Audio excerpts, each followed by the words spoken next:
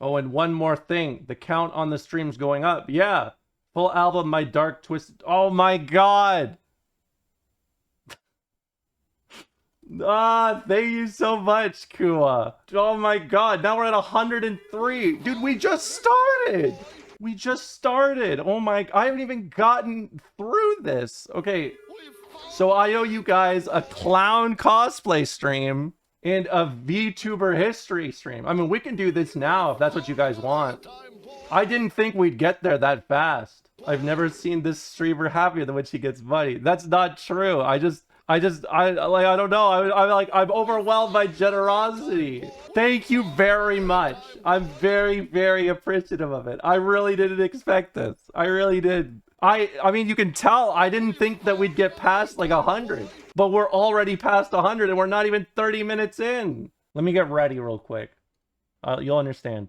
Sorry, it's been a long time. It's been a very long, long time. It's been a very, very long time. Woo! Okay, I'm back. Hello. We did it. Yeah, kept you waiting, huh? Okay, well, let's get a history lesson going. This takes me back. I know, right? It's been a while. It's been a long time. Well, I mean, you gotta do both. You gotta do both. You can't just do one. You have to do both. Honestly, I think it's just like it's ingratiated. Okay, well, let me give you guys a little history lesson today, okay? Now, I'll let you guys choose for your preference. What type of history would you like? Would you like Greek, Roman, Byzantine? We can even go into communist, Russian, communism, political history. Okay, we can do that. History of the irate gamer. We're not doing that. No, we're not doing that. No. Now let me get smaller. Let me get a little smaller, please. Bah. Okay. Okay. Now, where is... I am rusty. It's been a long time. Hold on. Bah, there we go. You gotta do Marxist history. Oh, you want Marxist history? Sure. Who are you and what did you do with Romolla? I'm VTubing, you know? Hold on. Okay, here we go. Political history is what we'll... I didn't mean to press that button. Now, let me chill. Let me chill a bit. Okay, so let's talk. I guess one thing I can tell you guys about is the Russian Revolution. How about that? No, I did use the model. I just not for long. I didn't do it for long, okay? That's it. Okay, so Russian Revolution. What a lot of people do not know about the Russian Revolution that led to the creation of the Soviet Union is that there were actually two revolutions, right? We always talk about the Russian Revolution. That's not true. We don't always talk about the Russian Revolution. That's not true at all. And I'm focusing on the context of it, not the obvious, like, what led them into power, okay? I want to focus on the first Russian Revolution this time, okay? The first Russian Revolution.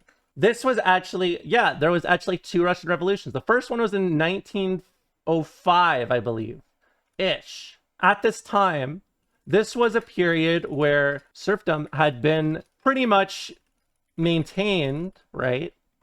The Tsar at the time, the current Tsar, I forgot his name. I think Alexander. I don't quite remember off the top of my head what his name is. Serfdom is where everyone is into surfing. No, it means you are basically the property of whoever you work for, and your work on their land is they own you. Did he weep? Yeah, he did. I'll get to why. He abolished serfdom and pretty much created a successor where serfs were free.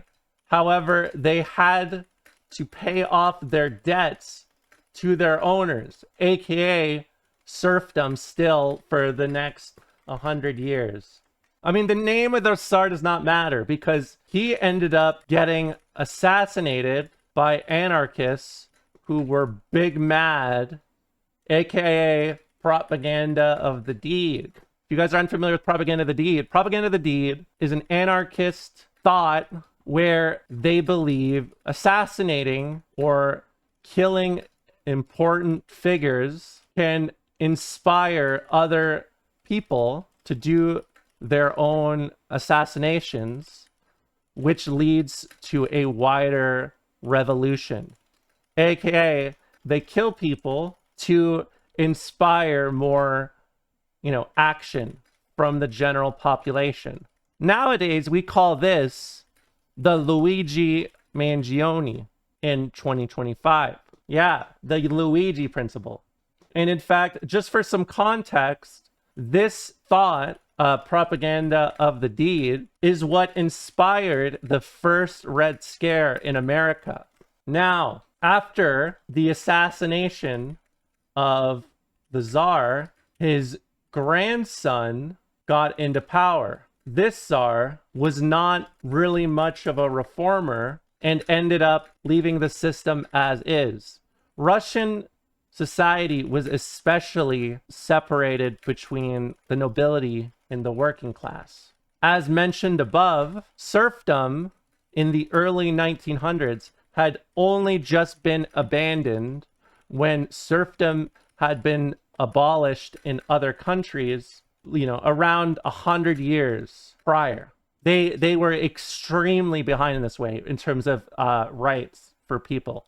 This, combined with the industrialization of Russia without worker rights, because again, at this time, with how factories worked, it was very much so like you could get in a freak accident in the factory and lose your arm and you'd be done. Without workers' rights, the living conditions for workers was extremely poor and safety was an afterthought. This led to a notable priest doing a protest and march towards the Tsar's castle. It was a massive protest of thousands, or I should say hundred,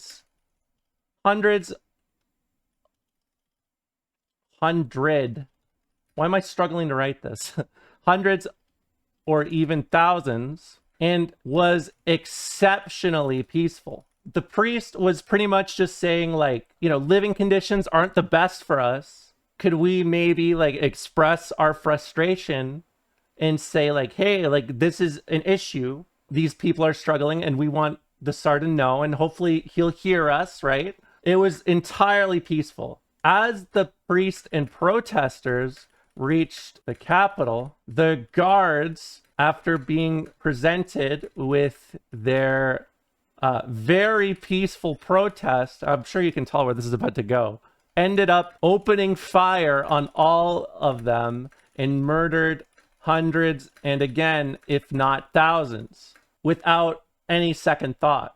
Whether or not the Tsar ordered it is a frequently debated aspect of this piece of history. Ultimately, it does not and did not matter. Again, these were just people who wanted any sort of help. And this led to the first Russian Revolution. Now, here's why this is very notable, okay? The peasants, the intelligentsia, we'll just say the libs, the nobility, and I guess you could say the working class. At this time, there is a separation because the peasants were primarily agricultural workers who most had lived under serfdom outside of city or urban centers. Liberals were considered the intelligentsia of the time for the most part. We'll just say this for now, and the working class. The working class usually referring to urban. No, they were, but there is an important distinction. In fact, this is a distinction noted in Marxist ideology. Peasants versus industrial workers are separate, very notable.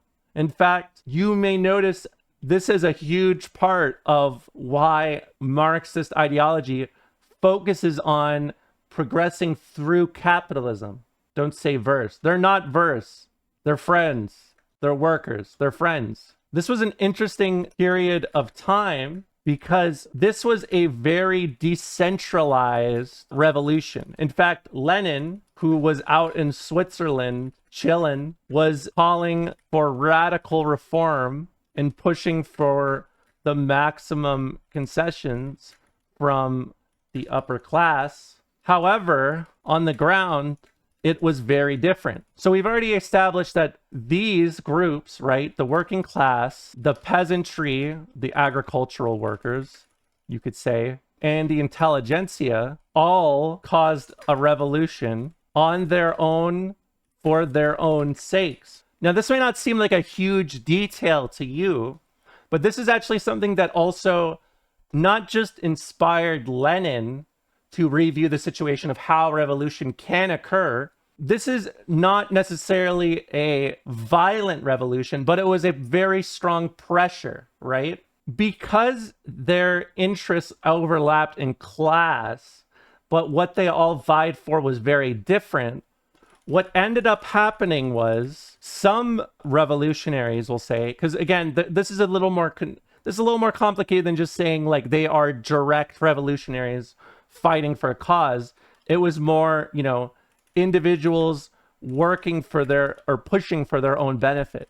Now, here's why this is important to understand. Social liberals, social democrats pushed for stronger democratic representation. Peasants, workers pushed for stronger workers' rights. This is a very important distinction here. This may not seem very important, but when you realize that under a Tsarist regime, right? Tsarist regime means all these concessions can be made at once, because, the Tsar was a despot. He was in control of the whole thing. It was autocratic, right? Now, this is what I find very interesting. The details of what happened on the ground isn't as important as understanding that liberals and social democrats pushed primarily for democracy with the expectation that they could make differences in their own space. The workers prioritized their rights because they just wanted more support and an easier life. They didn't especially coming out of serfdom, they didn't want to just work endlessly for years. Here's why this is very important. The Tsar ended up creating a Congress, I believe it's called the Duma, which was designed to be a representative of democracy for the people, right? When the social democrats and liberals got this, they ended up no longer fighting alongside the working class and ended up focusing on this established democracy, right?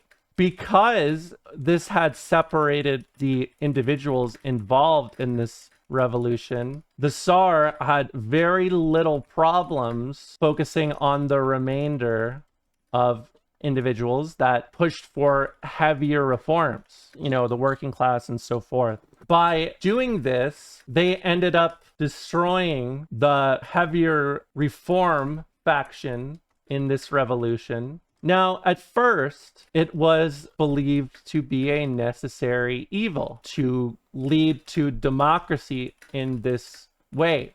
However, as the Tsar was, an autocratic leader of Russia, he had authority to either veto or even close the Duma down with the expectation of just nullifying their authority. So essentially, the liberals had pushed for democratic reform with the intention of building their preferred world, but the authority given was actually, it was for show, right? It was non-existent, right? So even though they had fought for this, they were ultimately unable to achieve anything in this way. When the working class had been pushed out of the conversation, it allowed the Tsar to entirely focus on the liberals again. And then he primarily just had the Duma shut down. This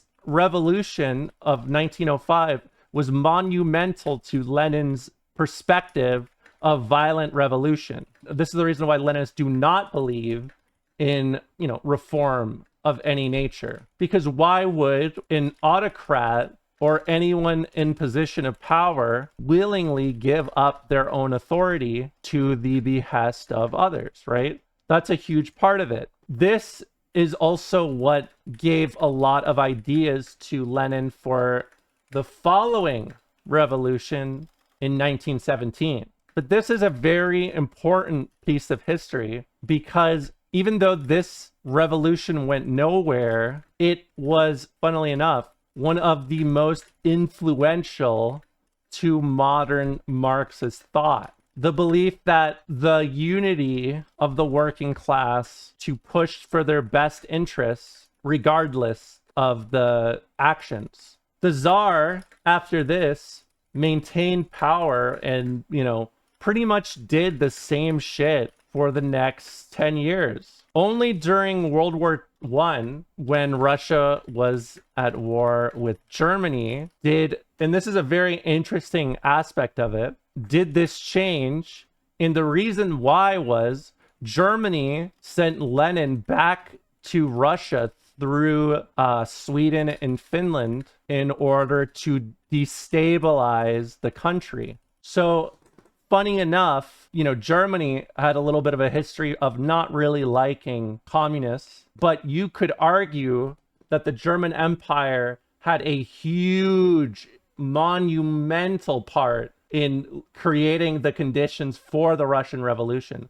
Obviously, World War I was pretty, destructive and horrific for a variety of reasons. But ultimately, the important details for the Marxists ended up happening in 1905. In fact, if you look at history, the Soviet Union, for example, and the modern, history of Marxist theory, you can actually see that the revolution of 1905 and the revolutions across Europe between 1917 and 1923 are some of the most important for what decided their ideological thought process and how to approach these subjects. These were all moments in history that heavily influenced why Marxists, especially Leninists, proceeded in the way that they did. So that's pretty much it. It's a tale as old as time. Liberals fucked it up. But I think the thing that's most interesting about it is that the Russian Revolution of 1905 was something that was very organic and natural from the population. But interestingly enough, a very common thought process about Leninist party structure is, the one party kind of democratic centralism. And you could argue that that was heavily inspired by the 1905 revolution and the things that followed, because the 1905 revolution was one of the greatest examples of an organic, natural revolution that was oppressed ultimately by these same people that the revolution was created by, right? And when you think about it like that, and when you realize it, and how ultimately after this, the Tsar went back to his old bullshit and just, fucked around. There wasn't really much anyone else could do until the conditions of World War I, where everything was falling apart. Everyone was starving. The economy was destroyed. I mean, they even had fucking Rasputin. It took Rasputin. Okay, let's depose this guy. Let's depose this guy with peaceful protest. It didn't work. It didn't work at all. Anyways, I hope this was a nice little lesson. I enjoyed giving it. And look, I'm back. All right, that's it. Well, yeah. I mean, what do you want me to do? Can you do a moo? Moo. Dude, isn't it so weird saying me like this now? This is unholy. Shut up. She says shut up, just like Germa. I'm not like Germa.